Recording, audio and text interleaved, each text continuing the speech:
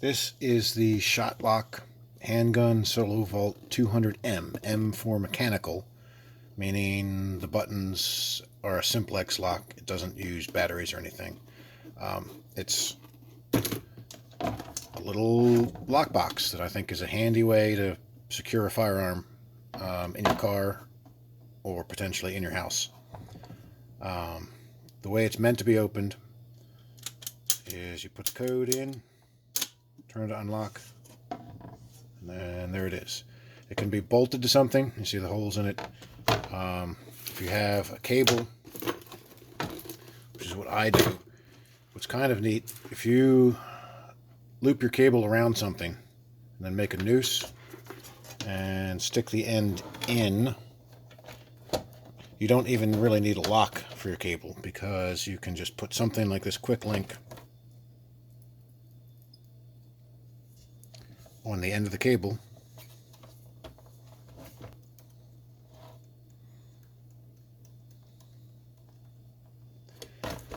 that won't fit through the hole.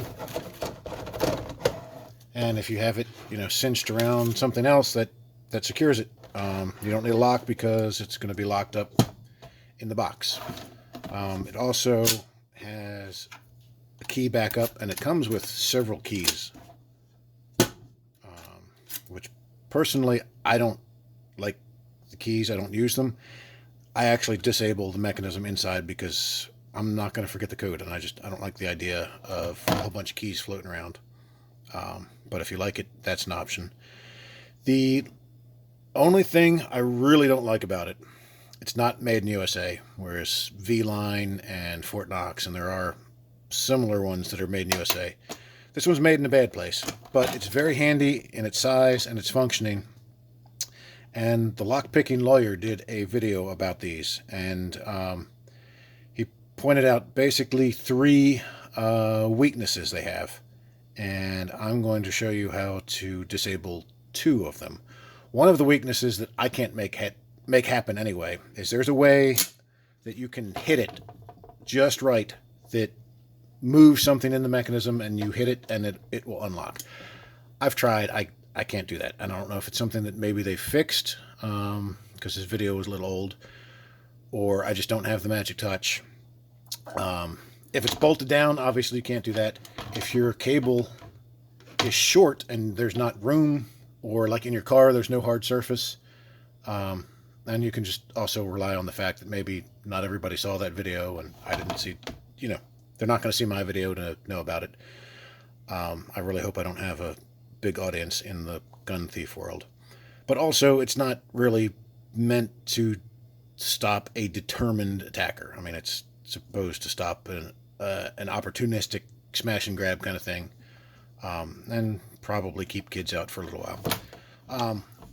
Anyway, so that was one of the exploits, is the smack it. The other one that he mentioned and didn't go into detail was the key, because he's the lockpicking lawyer. He can pick it very easily. I'm going to show you how to disable that so that no key will work.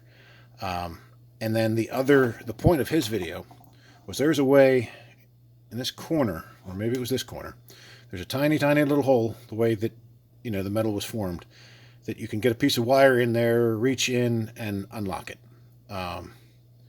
Now, I think that hole is smaller than the one that he had in the video, because you can stick a little something in there, but there's not a whole lot of room. So the way to fix that that I've been doing is a little blob of some good polyurethane caulk, or I guess you could use JB Weld or something to fill that hole. One of them, because I have a bunch of these, I took a hammer and just kind of beat it closed a little bit, and it messed up the finish, and whatever. I don't care about that. But if you're trying to get a very, very slim piece of wire in there, it's not going to take much to prevent that. And I will show you how to do that. Also, I will show you how you reprogram the combination. So first you have to have it open, and it comes clearly marked with what the combination is.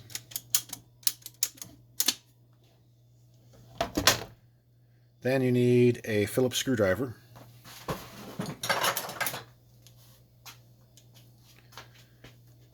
And and mine is made in USA, which is nice. There's a screw on either side that holds this cover that protects the mechanism.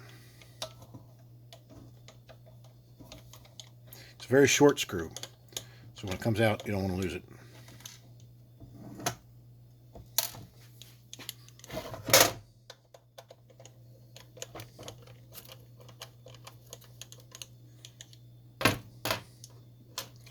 And then this cover lifts up and out easily, sort of. It's held in. There are a couple little nubs in the sides that go in this track to hold the cover in place. And now you can see, maybe you can see, this is the simplex mechanism that does the magic with keys. So, all right, now it's locked. And see, when it locks, it slides this part over. I don't know if you can see. Well, now I have to show you. These hooks. And, when you close the box, they go in this slot. And the slot moves, and that's what locks it. So, let me unlock it. See how it moves this whole bar, and that's what locks and unlocks it. The whacking it on something, that moves this, which unlocks it. And it's something to do with balance, I think, so that, you know, there's a mechanical advantage in here and all that, where you're not, it's not a super strong mechanism. I don't know, whatever. That thing moves and unlocks it. And that is what he reaches in with the wire and gets to that. So, to prevent the wire getting in, you put a little bit of caulk in the corners, which I'm not going to show. You can imagine that, right? To disable the key, so when the key goes in, you can see right here what moves. So when it moves that way, that frees it up so that you can, and now it's locked. So I've put some goop in the keyway before to prevent the key from going in. There's a E-clip that holds this piece on, that if you pull that clip off, you can take this piece out, and then the key will just go in and turn and do nothing. On one of them, I just grabbed that little pin there and just broke it off. So there's a variety of ways to disable the key.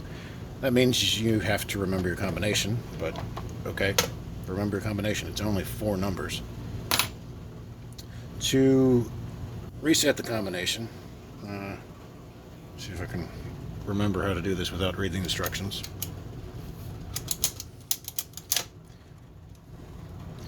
You take this whole body out. All right.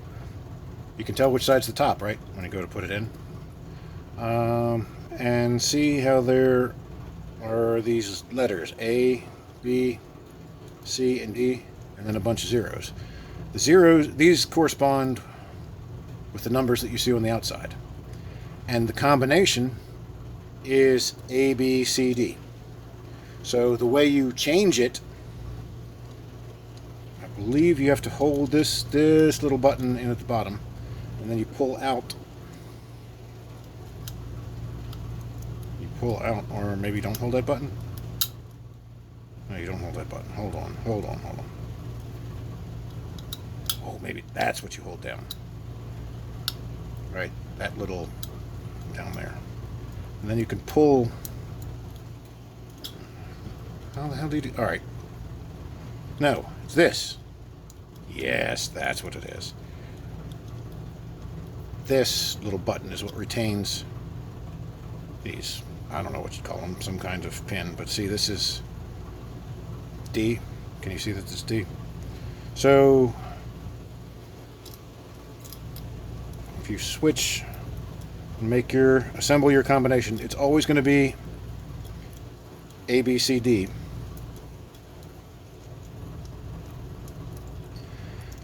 But now to open it, the combination is 1, 2. C is 7, 6. So it would be 1, 2, 7, 6. Does that make sense? So I'm going to put it back where it was, just for now. But you do want to, be a little careful that you don't lose these.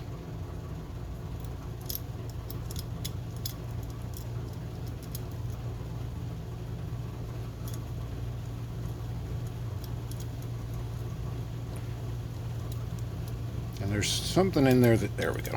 All right. So when you change your combination to whatever you want it to be, and remember, wherever you put A, that's the first number you push. B is going to be the second. So you could have it, 8, 6, whatever. The order is A, B, C, D. Whatever you change that to for your numbers. And then you carefully put it back in there. There's a little clip here that retains it. I would definitely suggest testing it.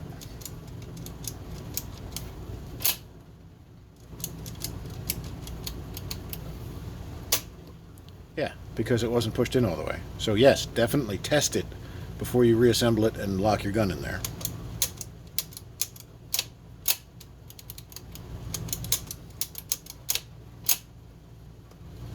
And you carefully put your cover back in. Remember, line up the little tabs.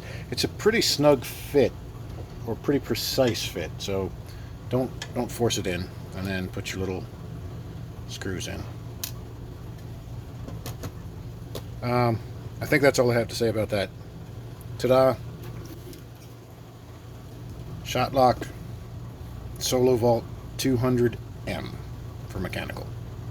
Because they have electronic ones, but I don't trust electronics and I don't like relying on batteries.